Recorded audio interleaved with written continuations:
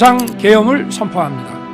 광주 시민 여러분, 지금 시내로 계엄군이 쳐들어오고 있습니다.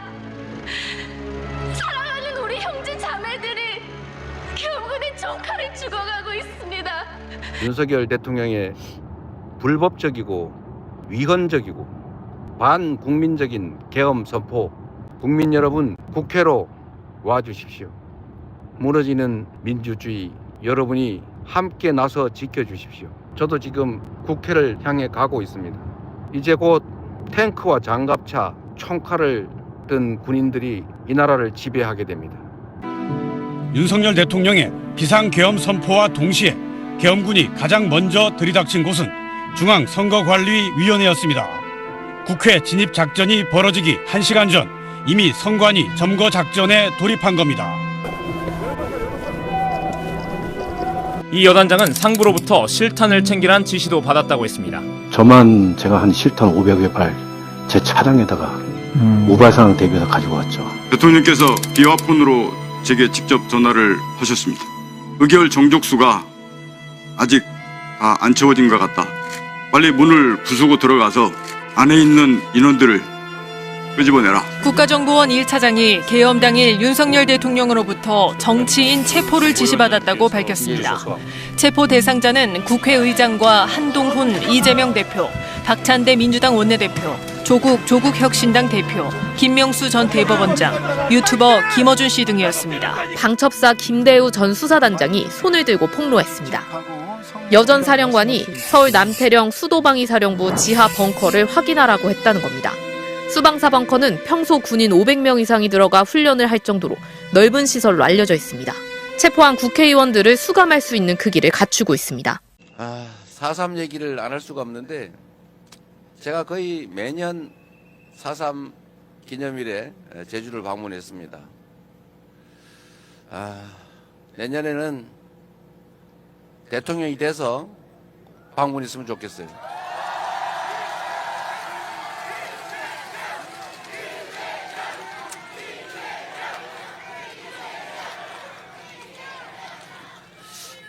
요즘 제주도 4.3과 관련해서 저는 참 많은 생각이 듭니다.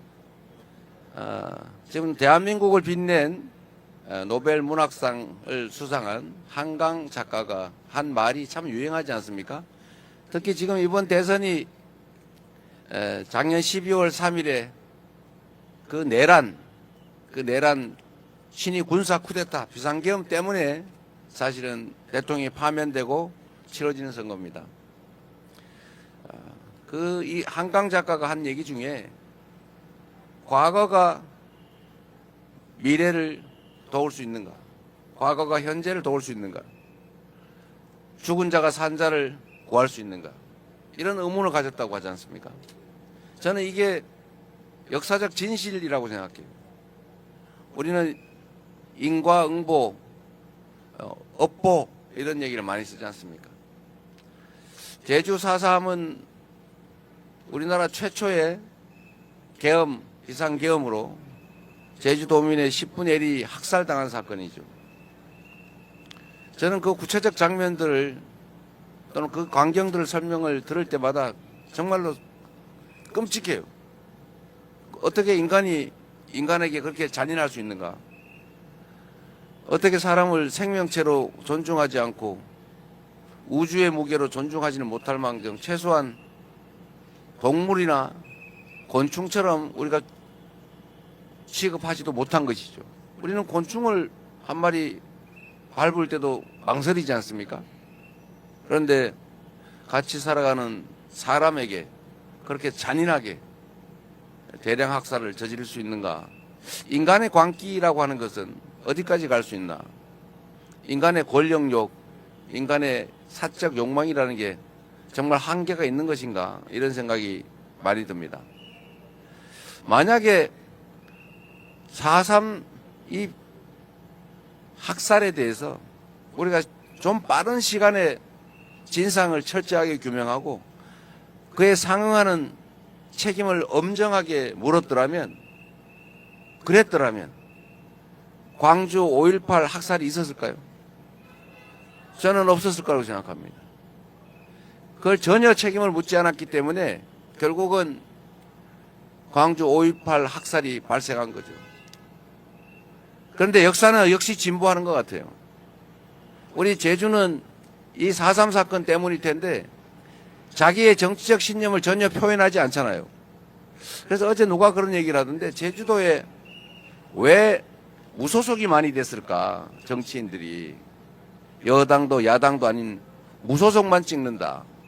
그게 최근에는 이제 민주당으로 많이 바뀐 것 같아요. 그것도 아마 정치적 성향을 드러내면 위험하다라는 그런 역사적 체험 때문이 아닐까. 그 잔인한 기억 때문이 아닐까 생각이 되더라고요. 좀 어떠세요? 그러나 이제는 정치적 신념을 자유롭게 표출하지 않습니까? 제주 4.3에 대해서 저는 우리 더불어민주당이 노무현 대통령이 문재인 대통령이 참으로 많은 진척을 이뤄냈다고 생각해요. 진상규명도 했고 사과도 했고 법도 만들고 보상도 했지 않습니까? 그 점을 우리 제주도민들이 인정해주고 계시는 거죠? 그래서 제주는 아마도 우리 더불어민주당이 대형 사고를 치지 않는 한 이 성과에 대해서 많은 오랜 시간 기억해 주실 거라고 믿습니다. 그러나 아쉬운 것은 조금 더 일찍 했더라면 광주에 수백 명이 학살되는 그런 일들은 없었을 것이다 라는 아쉬움이 있죠. 그래도 안 하는 것보다는 하는 게 낫죠. 한다면 조금 빨리 했으면 좋았겠다. 이 말씀을 먼저 드리고요. 저는 광주 5.18 광주 민주화 운동 그것도 역시 이번 작년 12월 3일 내란 극복에 크게 영향을 미쳤다고 생각합니다. 물론 광주 5.18 민주화 운동에 대해서도 아주 오랜 동안 그 진실이 감춰졌고 그에 속은 저 같은 사람도 광주 그 억울한 희생자들을 폭도로 가해자로 생각했고 그래서 2차 가해 비난을 했지 않습니까? 그러나 결국은 많은 사람들의 노력으로 그 진실이 알려지고 그래서 결국은 늦었지만 재판이 이루어지고 잠시라도 구속이 되고 사면되긴 했지만 처벌을 하기는 했죠. 미흡하지만. 그래서 그 기억 때문에 그 과거 역사 때문에 작년 12월 3일 밤에 계엄군 일선 지휘관과 병사들이 적극적으로 의회 난입을 하지 않았던 것입니다. 그 경험, 그 역사가 작년 12월 3일에 계엄을 사실상 절반은 막아준 것이죠. 우리 국민들도 마찬가지 아니겠습니까? 그 광주 5.18의 기억 때문에 결국은 국회를 에워싸고 우리 더불어민주당 의원들이 목숨을 걸고 국회 안으로 담을 넘어 들어가서 계엄 해제를 할 수 있게 만들어준 것 아니겠습니까?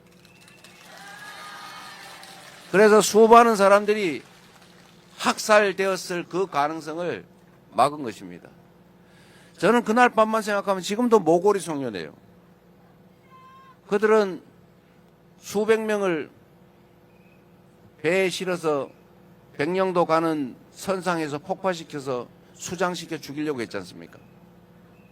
그리고 5,000명에서 10,000명을 이런 방법 저런 방법 군 막사에 집어넣고 폭탄을 터뜨려서 죽이고 수리탄을 터뜨려 죽이고 죽지 않으면 확인 사살하겠다는 계획까지 세웠잖아요. 그것만 가지고는 부족하니까 음식물 식수에다가 독극물 화학약품 넣어가지고 어떻게 하자 이런 계획까지 메모되어 있지 않습니까? 실제로 그랬을 집단 아닙니까?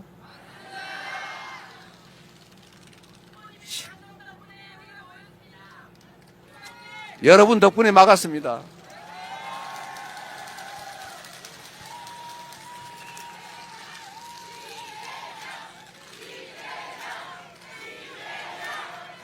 그날 밤에 광주 5.18의 그 장성들을 처벌하는 장면, 그 역사가 그래도 진상을 일부나마 규명하고 일부나마 적정하게 되지는 못했지만 일부나마 책임을 물은 그 역사가 결국 12월 3일에 계엄을 막았고 광주 5.18에서 희생된 그 수백 명의 영령들이 즉 죽은 자들이 12월 3일 작년 대한민국 국민들을 살려낸 것 아니겠습니까? 그래서 여러분 지금 우리가 살아가는 이 장면도 대한민국 역사의 일부입니다. 지금 이 순간에 우리의 행동, 선택, 판단, 실천이 우리의 미래들에게 우리 미래의 대한민국 국민들의 목숨을 살릴 수도 있고 죽일 수도 있고 그 미래의 대한민국을 망칠 수도 있고 흥하게 할 수도 있는 것입니다. 이번 6월 3일 대한민국 대통령 선거는 작년 12월 3일에 시작된 세 번째 제주 4.3을 청산하는 과정입니다. 확실하게 진압하고 확실하게 책임을 묻고 진상을 철저히 규명해서 엄정하게 국민이 살아있음을 이 나라 주인이 국민임을 국가의 어떤 권력도 어떤 권력자도 국민을 배반해서는 살아남을 수 없다는 것을 확실하게 보여줘야 하지 않겠습니까?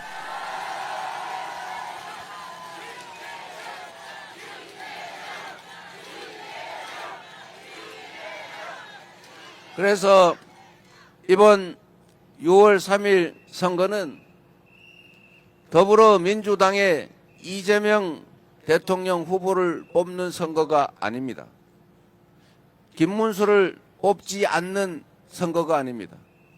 이번 6월 3일 선거는 대한민국이 흥할 것이냐 망할 것이냐 4.3이 5.18이 다시 재발되는 그런 사회로 갈 것이냐 다시는 국민이 맡긴 총칼로 국민을 죽이려는 또는 죽이는 그런 일이 없는 진정한 민주공화국으로 갈 것이냐의 바로 분기점 역사적 분수령입니다. 이 분수령에 여러분은 역사적 증인으로 서 있는 것입니다. 여러분의 행동에 따라서 대한민국의 운명이 갈린다. 지금 이 순간 여러분의 표정과 여러분의 행동이 대한민국의 운명을 가른다. 동의하십니까, 여러분? 이재명을 뽑지 말고 여러분을 이 나라의 대통령으로 뽑는 진짜 국민이 주인인 진정한 대한민국을 만드는 선거다. 그렇게 생각해 주시기 바랍니다, 여러분.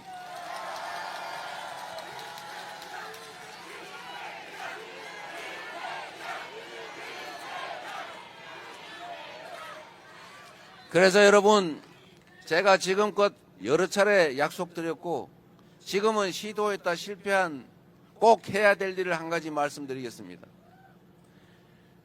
국가폭력범죄, 국민이 맡긴 권력으로 국민의 생명, 자유, 인권을 침해하는 그런 범죄에 대해서는 영구적으로 공소시효를 배제해서 그 행위자는 살아있는 한 반드시 형사처벌을 받게 하겠습니다.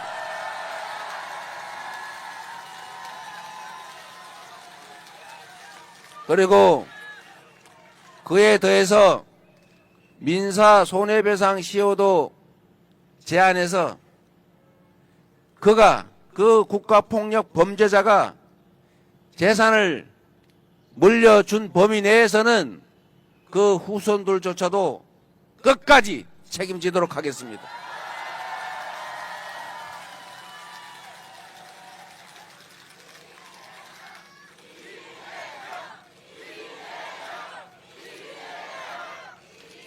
제가 이 약속을 여러 차례 드리고 당내에서 결국은 설득해서 이 법을 통과시켰는데 이 대통령 권한 대행 체제에서 거부당했습니다. 우리는 한 번 실패했다고 포기하지 않습니다. 될 때까지 반드시 합니다.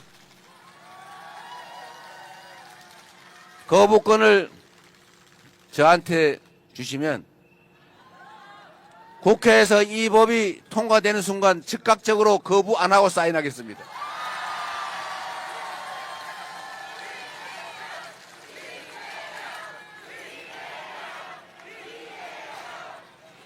이거는 사감이 아니라 보복 감정이 아니라 한 생명이 우주의 무게를 가진 고귀한 존재인데 누군가의 그 하찮은 욕망, 권력욕, 재산욕, 물욕 때문에 누군가의 우주를, 한 가족을, 한 사회를 파괴하는 그런 반인륜적인 그런 행위는 절대로 이 대한민국에 다시는 벌어지지 않게 하기 위한 그런 조치 절대로 잊지 않고 가장 빠르게 해내도록 하겠습니다.